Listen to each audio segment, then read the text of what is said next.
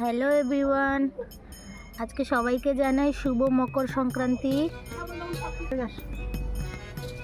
এখন সাজ পোড়ানো হবে দিয়ে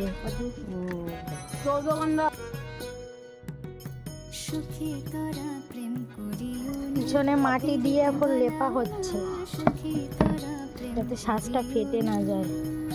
কিন্তু দুঃখের বশত সাজটা গরম করার পর ফেটেই গেছিল, তাই আবার একটা নতুন সাজ নিয়ে এসেছি। সেই একই প্রসেসে মাটির লিপে উপরে তুষ দিয়ে বা ধানের কুড়াও বলে অনেকে, সেই দিয়ে গরম করে নেব যাতে সাজটা পিঠে যখন ভাজবো যাতে নিচে লেগে না যায়।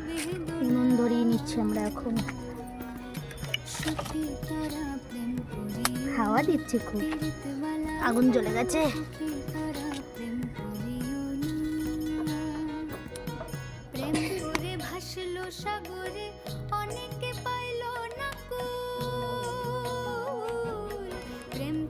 জ্বলতে জ্বলতে পুরোটা কালো হয়ে যাবে।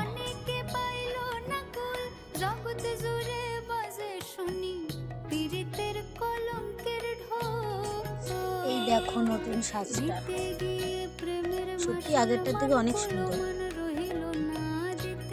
দেখো ভিতরটা কি সুন্দর কালো হয়ে পুড়ে গেছে। এখন এটাতে পিঠে ভাজলে নিচে লেগে পড়বে না, সুন্দর পিঠে ভাজা হবে।